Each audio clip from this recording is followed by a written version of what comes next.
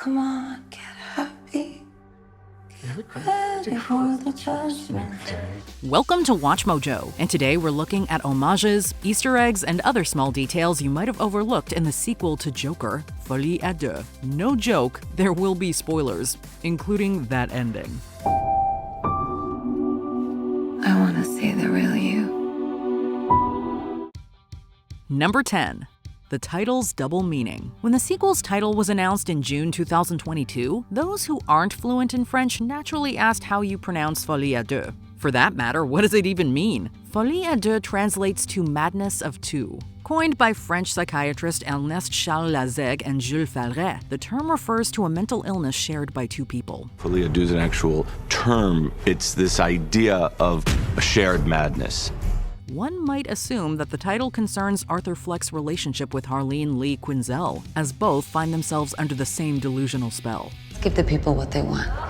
Yet the title could also pertain to the internal war between Arthur and the Joker. The film explores whether these two are separate entities or one and the same. Despite being the loneliest man in Gotham, Arthur can never escape his maddening shadow. When we are in love, sometimes we will do insane things. Number 9. The umbrellas of a clown.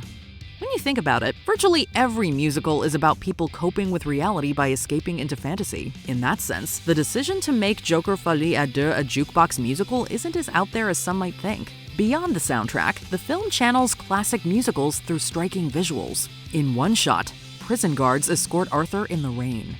Their umbrellas are all the same drab color, but from Arthur's perspective, everything's coming up rainbows. This is likely a nod to the 1964 French musical The Umbrellas of Cherbourg, in which every color popped out at the audience.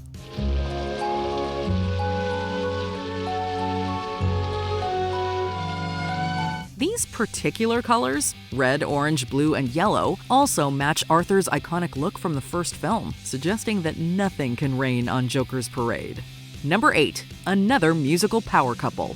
Most of the film's numbers pay tribute to Golden Age MGM musicals, yet one shares more in common with a variety show in the spirit of Sonny and Cher. Joker and Lee serve as stand-ins for the I Got You Babe singers, making banter and music together. Beyond the 60s, 70s aesthetic, Joker and Lee mirror Sonny and Cher's off-screen relationship to an extent. Okay, so Sonny and Cher were not homicidal clowns. Behind the scenes, though, their relationship was not as chipper as their on-screen personas implied. Fool around with me, go ahead. You know what's gonna happen? Nothing.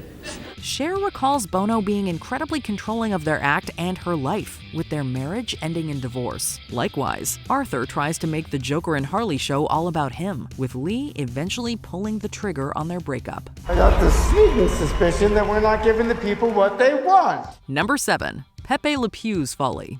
Just when you thought Warner Brothers had kicked Pepe Le Pew to the curb for good, the Joker pulled the skunk back in. The Oscar-winning For Sentimental Reasons can be seen playing on TV at Arkham. I have someone who needs me. Aside from being French, Pepe's presence parallels Arthur's inevitable downfall. Akin to Arthur's narcissistic tendencies, Pepe is in love with himself, blissfully unaware of how others feel about him. Pepe and Arthur are hopeless romantics, willing to put a gun to their heads for love. Romance rarely works out as Pepe envisions, however. The same goes for Arthur, whose relationship with Lee crumbles as he realizes life isn't a musical, or a cartoon for that matter. In the end, Arthur and Pepe are both losers destined to be alone. I missed, fortunately for you. Number 6. Where Gotham is located.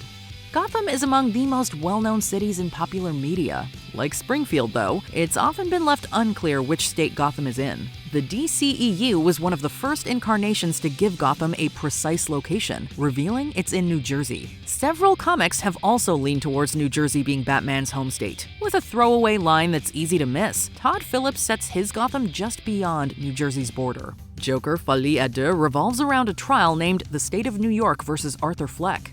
Look around! Look at all these people! Speaking with IGN, Phillips said the filmmakers contemplated setting this universe in New Jersey. One reason they went with New York instead is simply because The State of New Jersey versus Arthur Fleck, quote, sounded weird. Maybe, you don't know who I really was. Number 5. Another Scorsese film.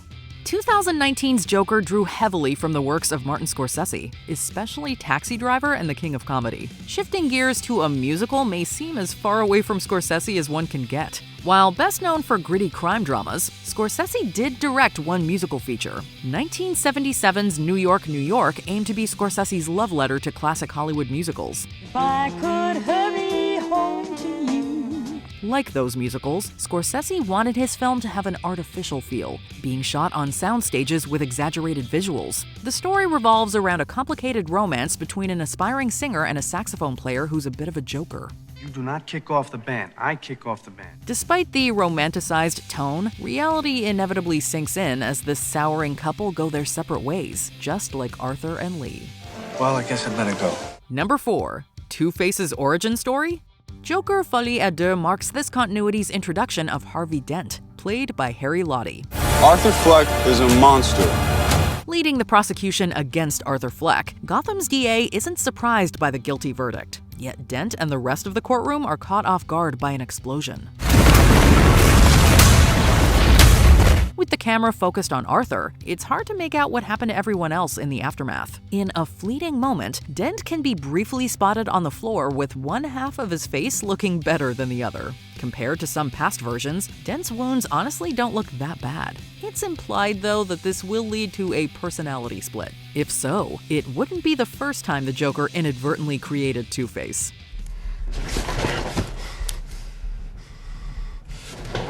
Number 3. The animated intro. That's all, folks! The previous film is recapped in an animated opening helmed by French director Sylvain Chomet. In addition to Looney Tunes, Chomet references his own The Triplets of Belleville as Arthur arrives at the Franklin Theater. Inside, the halls are adorned with posters for classic musicals, including Sweet Charity, Shall We Dance, and The Bandwagon. The latter is screened at Arkham later in the film, with the song That's Entertainment serving as a bleak allegory for how society turns figures like Arthur into idols. That's entertainment. There's also a poster for Charlie Chaplin's Modern Times, but it inspired Todd Phillips while developing 2019's Joker. Throughout the animated sequence, Arthur finds himself at war with his shadow, a possible nod to Peter Pan. Number 2. Reversing Joker and Harley's relationship. 1993's Mad Love was the first comic to flesh out Harley Quinn's origins, explaining that she was the Joker's psychologist in Arkham. Joker manipulates Harley, who later learns he might have lied about everything he told her during their sessions. Folie à Deux maintains several elements while rearranging a few others. Namely, Lee may be the one manipulating Arthur this time. We know that Lee isn't being entirely honest with Arthur, but the extent of her lies is never made clear. And for once in my life, I didn't feel so alone anymore. When they part ways, we're left to wonder if Lee ever truly cared for Arthur, or just the Joker. For that matter, was she ever pregnant with his child? Although a different approach to their relationship, Lee and Arthur still make for a bad romance. For once in my life, I didn't feel so alone anymore. Before we continue, be sure to subscribe to our channel and ring the bell to get notified about our latest videos. You have the option to be notified for occasional videos or all of them. If you're on your phone, make sure you go into your settings and switch on notifications. Number 1. One Joker ends as another begins. In the final scene, Arthur is told he has a visitor. We never learn who, as another inmate stops to tell him a joke. Disappointed that Arthur denounced his clown persona, the inmate delivers a potentially fatal punchline. As Arthur succumbs to his stab wounds, the inmate carves a smile across his face like Heath Ledger's Joker. Wanna know how I got these scars? It's left ambiguous whether or not Arthur survives. Even if Arthur bleeds to death, the Joker can never die. The symbol he created is destined to live on. Maybe it'll be through this inmate. Maybe it'll be someone else who later clashes with Batman. In any case, what Arthur started is bound to outlive him. The joke's on Arthur, but as the saying and song go, that's life. Well, guess what? That's life! That's life! Is there anything we missed? What are your thoughts on the film and how it wrapped up? Let us know in the comments. Let's get out of here. Did you enjoy this video? Check out these other clips from WatchMojo, and be sure to subscribe and ring the bell to be notified about our latest videos.